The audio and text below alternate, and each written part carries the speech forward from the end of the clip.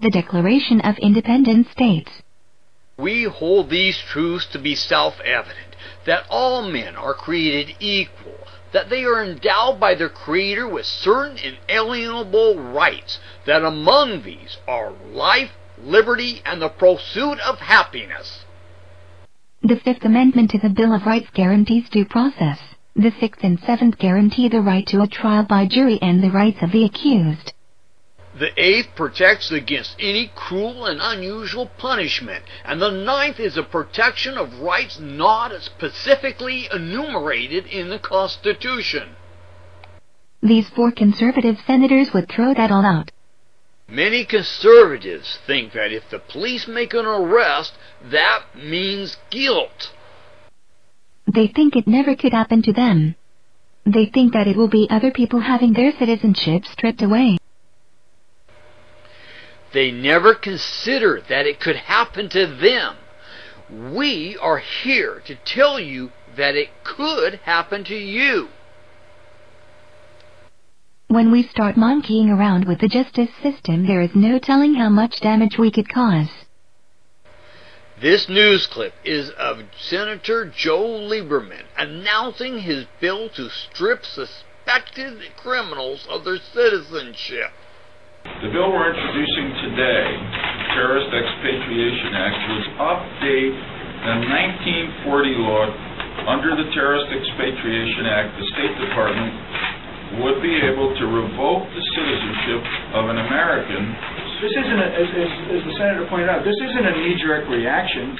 It reflects the changing nature of war in recent events. And war has moved into a new dimension. This is what I believe, have effectively denounced their citizenship.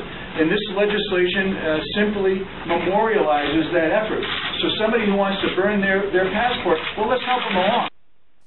Oh my, you might be asking yourselves, what does this all mean? It means that the State Department could decide what a terrorist organization is. They then could decide what constitutes associating with one. And then if they think you have been linked to one, they could just administratively decide that you are no longer an American. If this was law now, President Obama could tell the State Department to classify all teabaggers as terrorists because some teabaggers have engaged in acts of terrorism. Then they could be stripped of their citizenship and deported to some other country. The worst thing about this very terrible bill is that no one would have to be convicted of any crime to have their citizenship removed. Maybe you are saying that no one will abuse this power in that way. Well, I would remind you of all those people who were put on no-fly lists by political hacks. Remember, Ted Kennedy was put on it twice along with many other progressives. Who is to say that someone would not abuse this in the same way? The good news is that besides these four senators, no one else is supporting the bill. What is scary is that there are a lot of conservatives that don't just believe that you are guilty until proven innocent. They think that being accused makes you guilty and you cannot ever really be proven innocent. This type of thinking is what is wrong with our society. Instead of wanting justice, these people want vengeance. They want it so bad that they will not even take the time to make sure that they have gotten the right person. These people would throw out court trials altogether and let the state decide.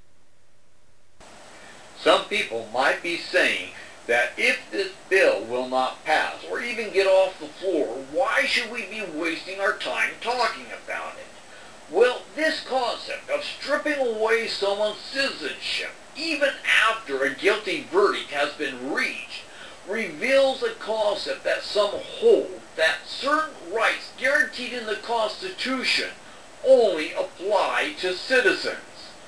This could not be any further from the truth. The Constitution does not distinguish between the rights of a non-citizen and those of a citizen.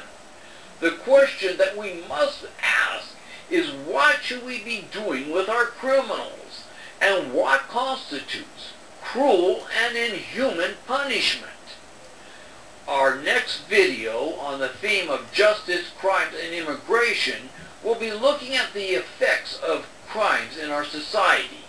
We hope you will look for it and join in with us. We will talk to you later. Thank you. Goodbye.